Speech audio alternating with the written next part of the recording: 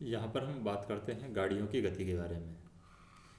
यहाँ पर गाड़ियों की गतियों में क्या गति रहती है। गाड़ी संचालन के दौरान लोको पायलट को विभिन्न गति प्रतिबंधों का पालन करना होता है। सतर्कता आदेश में अलग गति रहती है, अगर ट्रेन पार्टिंग हो रहा है तो अलग गति रहती है, शंटिंग में अलग गति रहती है। तो यहाँ उल्लेखित गति अधिकतम गति है।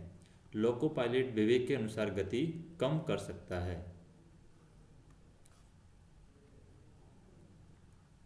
तो ये सारी गतियाँ हैं जो भी बताई गई हैं कि शंटिंग के समय कितनी गति होनी चाहिए और एसीएफ के समय कितनी गति होनी चाहिए। तो सारी गतियाँ हैं यहाँ पर बताई गई हैं।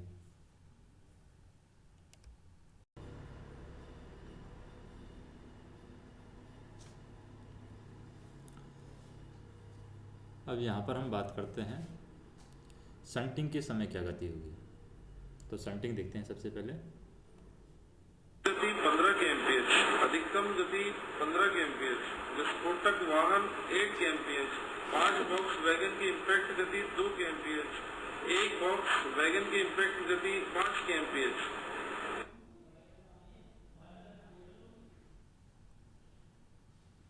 गति 15 kmph, अधिकतम गति 15 kmph, विस्फोटक। तो सामान्य गति है 15 kmph है, अधिकतम गति भी 15 kmph है शंटिंग के समय।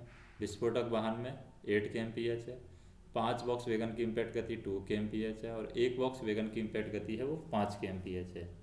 लेकिन 5 बॉक्स वैगन की अधिकतम गति है वो 2 kmph है। तो यहाँ पर हम देखें 5 बॉक्स वैगन की इम्पैक्ट गति है वो 2 kmph है, एक kmph नहीं है, 2 kmph है। और एक बॉक्स वैगन की गति है वो 5 kmph है। अब ओडीसी की ओडीसी में हम देखें जैसे कि ए क्लास ओडीसी में जो स्पीड है वो है 75 किलोमीटर पर आवर ए क्लास ओडीसी के अंदर, और वी क्लास ओडीसी में 40 किलोमीटर पर आवर है, और सी क्लास ओडीसी में 25 किलोमीटर पर आवर है, और बी डब्ल्यू एल ओडीसी में 30 किलोमीटर पर आवर है। फिर हम स्पीड देखते हैं एसीएफ, दोहरी लाइन में एसीएफ हुआ है, यानी दोहरी लाइन पर संपूर्ण संचार व्यवस्था भंग होने पर गति। तो दोहरी लाइन पर संपूर्ण संचार व्यवस्था भंग होने के दौरान चलने वाली प्रत्येक गाड़ी की गति 25 किलोमीटर दृश्यता साफ होने पर, दृश्यता साफ नहीं है तो 10 किलोमीटर पर आवर, नहीं तो पैदल उसको पायलट कराया जाएगा। यानी हम कह सकते हैं कि दोहरी लाइन पर संपूर्ण संचार व्यवस्था भंग होने के दौरान चलने वाली प्रत्येक गाड़ी की गति होती है दृश्यता साफ होने पर 15 किलोमीटर पर आवर, दृश्यता साफ नहीं है तो 10 किलोमीटर पर आवर, नहीं तो पैदल। फिर गश्ती वाला विलंबित होने पर, यदि गश्ती वाला अपने निर्धारित आगमन समय से 15 मिनट तक नहीं आता है तो उसे विलंबित माना जाएगा, और स्टेशन मास्टर गाड़ियों को स्टेशन पर रोकेगा तथा दिन में 40 किलोमीटर पर आवर और रात में 15 किलोमीटर पर आवर का सतर्कता आदेश दे करके गाड़ी रवाना करेगा। अगर गश्ती वाला 15 मिनट से ज़्यादा लेट हो जाता है तो दिन में 40 किलोमीटर पर आवर और रात में 15 किलोमीटर पर आवर यहाँ पर स्पीड होगी। तो हमें ये ध्यान रखना है कि यदि गश्ती वाला अपने निर्धारित आगमन समय से 15 मिनट तक नहीं आता है तो उसे विलंबित माना जाएगा, यानी उसे देरी से माना जाएगा। और स्टेशन मास्टर गाड़ियों को स्टेशन पर रोकेगा तथा दिन में 40 किलोमीटर पर आवर स्पीड होगी और रात में 15 किलोमीटर पर आवर का सतर्कता आदेश देकर के गाड़ी को वो रवाना करेगा। फिर बात करते हैं फ्लैट टायर के बारे में। फ्लैट टायर की गति की बात करते हैं। फ्लैट टायर के समय गति होती है 20 किलोमीटर पर आवर। अनुमत सीमा है इंजन और कोचिंग वाहन के लिए 50 mm तक फ्लैट टायर चल सकता है, और माल वाहन है तो 60 mm तक चल सकता है। तो फ्लैट टायर की गति है, फ्लैट टायर के समय 20 किलोमीटर पर आवर होगी। अगर अनुमति दी जाती है तो माल वाहन के लिए 60 mm तक फ्लैट टायर चल सकता है, यानी 60 mm तक फ्लैट टायर है तो हम गति रखेंगे 20 किलोमीटर पर आवर। और इंजन अगर कोचिंग वाहन है उसमें 50 mm तक फ्लैट टायर है तब भी हम 20 किलोमीटर पर आवर स्पीड रखेंगे। अब बात करते हैं टीएसएल के दौरान। पूर्ण ब्लॉक पद्धति में TSL पर चलने वाली पहली गाड़ी की जो गति होती है वो होती है 25 किलोमीटर पर आवर। यानी पूर्ण ब्लॉक पद्धति में TSL पर चलने वाली पहली गाड़ी की गति 25 किलोमीटर पर आवर। स्वचल सेक्शन में गलत दिशा में चलने वाली प्रत्येक गाड़ी की गति 25 किलोमीटर पर आवर और स्वचल सेक्शन में सही दिशा में चलने वाली प्रत्येक गाड़ी की गति 25 किलोमीटर पर आवर। यानी TSL के दौरान 25 किलोमीटर पर आवर यहाँ पर गाड़ी की गति होती है। तो 25, 10 और पैदल वैसी गति होती है यहाँ पर। फिर बात करते हैं ACF इकहरी लाइन पर। इस इकहरी लाइन पर ACF हुआ है, यानी इकहरी लाइन पर संपूर्ण संचार व्यवस्था भंग होने पर यहाँ पर लाइन क्लियर पूछने के लिए जाने वाले साधन की गति होगी 15, 10 पैदल। लाइन क्लियर पर जाने वाली गाड़ी की गति सामान्य होगी, परंतु लाइन क्लियर पर जाने वाली अनुगामी गाड़ी की गति 25, 10 और पैदल होगी।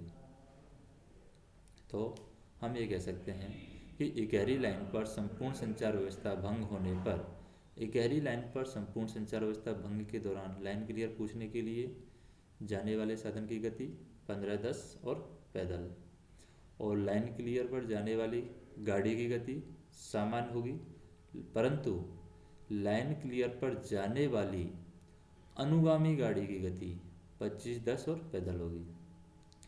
फिर बात करते हैं गाड़ी का विलंबित होना। यदि सवारी गाड़ी अपने निर्धारित चलन समय से 10 मिनट तक तथा मालगाड़ी अपने निर्धारित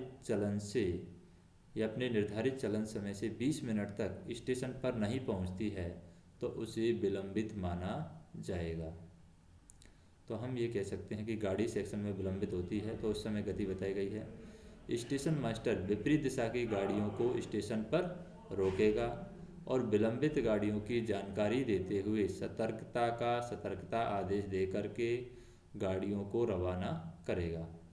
और यदि सेक्शन में सुरंग हो तो साफ होने की सुनिश्चित करेगा और ART MRV को खंड नियंत्रक के द्वारा अलर्ट कर दिया जाएगा। तो हम यहाँ पर ये कह सकते हैं कि गाड़ी सेक्शन में विलंबित होने पर गति किस प्रकार से देखी जाएगी। यदि सवारी गाड़ी अपने निर्धारित चलन समय से 10 मिनट तक तथा मालगाड़ी अपने निर्धारित चलन समय से 20 मिनट तक स्टेशन पर नहीं पहुंचती है तो उन्हें विलंबित माना जाएगा। और जब गाड़ियों को विलंबित माना जाता है तो स्टेशन मास्टर विपरीत दिशा की गाड़ियों को स्टेशन पर रोकेगा और विलंबित गाड़ियों की जानकारी देते हुए सतर्कता आदेश देकर के गाड़ियों को रवाना करेगा। उसके बारे में बात करते हैं हॉट एक्सल। लूप लाइन में लेनी हो हॉट एक्सल वाली गाड़ी तब क्या होगा। हॉट एक्सल गाड़ी को मेन लाइन पर ही एडमिट किया जाएगा, परंतु मेन लाइन खाली न होने पर लोको पायलट तथा गार्ड से विचार विमर्श के पश्चात लूप लाइन में एडमिट किया जाएगा। लूप लाइन पर प्रवेश करते समय गति 10 किलोमीटर पर आवर अधिकतम होगी। सीटी खराब होने पर शेड में सीटी खराब होने पर इंजन फेल माना जाएगा। अगर शेड में ही सीटी खराब हो गई है तो शेड में सीटी खराब होने पर इंजन को फेल माना जाएगा। सेक्शन में अगर सीटी खराब होती है तो सेक्शन में फेल होने पर गति होगी 25 किलोमीटर, दस्ता साफ है। अगर दस्ता साफ नहीं है तो 8 किलोमीटर पर आवर गति होगी। फिर हम बात करते हैं पुशिंग बैक की। पुशिंग बैक करते समय गाड़ी की गति क्या होती है। गार्ड यदि अगले वाहन में यात्रा कर रहा है और अगला वाहन हैंड ब्रेक युक्त है और दृष्टा साफ हो तो गाड़ी की गति 25 किलोमीटर पर आवर होगी, अन्यथा 8 किलोमीटर पर आवर होगी। यानी पुशिंग बैक करते समय ये गति है कि यदि अगले वाहन में यात्रा कर रहा है और अगला वाहन हैंड ब्रेक युक्त है तो दृष्टा साफ हो तो गाड़ी की गति 25 किलोमीटर पर आवर, अन्यथा 8 किलोमीटर पर आवर होगी। फिर बात करते हैं इंटरलॉक्ड स्टेशन। इंटरलॉक्ड स्टेशन में क्या होता है। इंटरलॉक्ड मानक स्टेशन पर अधिकतम गति 50 किलोमीटर पर आवर। इंटरलॉक्ड मानक सेकंड स्टेशन पर अधिकतम गति 75 किलोमीटर पर आवर। इंटरलॉक्ड मानक थर्ड स्टेशन पर अधिकतम गति अधिकतम अनुमेय गति जो कि MPS मैक्सिमम परमिसेबल स्पीड होती है। तो ये है इंटरलॉक्ड स्टेशन के समय की बात कि जब क्या होता है, इंटरलॉक्ड मानक फर्स्ट स्टेशन पर अधिकतम गति होती है 50 किलोमीटर पर आवर। इंटरलॉक्ड मानक सेकंड स्टेशन पर अधिकतम गति होती है 75 किलोमीटर पर आवर। और इंटरलॉक्ड मानक थर्ड स्टेशन पर अधिकतम गति होती है, अधिकतम अनुमेय गति मैक्सिमम परमिसेबल स्पीड। फिर बात करते हैं गिट्टी गिराते समय। चलती सामग्री गाड़ी से कोई भी सामान गिराया नहीं जाएगा। चलती सामग्री गाड़ी से कोई भी सामान गिराया नहीं जाएगा, परंतु गिट्टी गाड़ी से गिट्टी गिराते समय अधिकतम गति 8 किलोमीटर पर आवर रहेगी। हेडलाइट खराब होने पर हम गति देखते हैं कि इंजन हेडलाइट खराबी के दौरान गति, शेड में हेडलाइट खराब होने पर इंजन को फेल माना जाएगा।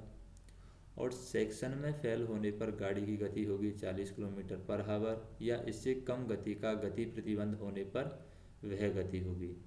अगर इससे कम गति का गति प्रतिबंध लगा हुआ है तो वह गति हम रखेंगे। यानी इंजन हेडलाइट खराबी के दौरान जो गति रहती है हमारी, अगर शेड में ही हेडलाइट ख़राब हो जाती है तो इंजन को वहीं पर फेल माना जाएगा। लेकिन सेक्शन में अगर हेडलाइट ख़राब हुई है तो सेक्शन में फेल होने पर गाड़ी की गति 40 किलोमीटर पर आवर या इससे कम गति का गति प्रतिबंध होने पर वह गति हम लागू करेंगे। अब बात करते हैं स्वैचल सिग्नल ऑन स्थिति में पार करते हैं। स्वैचल सिग्नल को ऑन में पार करने के पश्चात गति। स्वैचल सिग्नल ऑन स्थिति में मिलने पर लोको पायलट दिन में 1 मिनट, रात में 2 मिनट तक सिग्नल ऑफ होने की प्रतीक्षा करेगा। यदि सिग्नल ऑफ ना हो तो ऑन में ही पार करेगा। यदि दृश्यता साफ है तो 15 किलोमीटर पर आवर, दृश्यता साफ नहीं है तो 8 किलोमीटर पर आवर की स्पीड होगी। अब बात करते हैं नॉन इंटरलॉक्ड स्टेशन के बारे में। नॉन इंटरलॉक्ड स्टेशन पर गति क्या होगी। नॉन इंटरलॉक्ड स्टेशन पर अधिकतम गति होती है 15 किलोमीटर पर आवर। यदि सम्मुख कांटों पर पॉइंट्समैन उपस्थित ना हो तो मालगाड़ी की गति 10 किलोमीटर पर आवर तथा सवारी गाड़ी को रोक करके आगे रवाना होगी। यानी हम कह सकते हैं नॉन इंटरलॉक्ड स्टेशन है तो नॉन इंटरलॉक्ड स्टेशन में जो गाड़ी की गति होती है, नॉन इंटरलॉक्ड स्टेशन पर अधिकतम गति गाड़ी की होती है 15 किलोमीटर पर आवर। यदि सम्मुख कांटों पर कोई भी पॉइंट्समैन नहीं है, पॉइंट्समैन उपस्थित ना हो तो मालगाड़ी की गति 10 किलोमीटर पर आवर तथा सवारी गाड़ी रोक करके आगे रवाना होगी। IVS ऑन करने पर, IVS ऑन में पार कर रहा है तो गति क्या होगी। IVS सिग्नल ऑन मिलने पर लोको पायलट तुरंत पिछले स्टेशन से संपर्क करेगा। लाइन क्लियर होने पर स्टेशन मास्टर प्राइवेट नंबर देगा।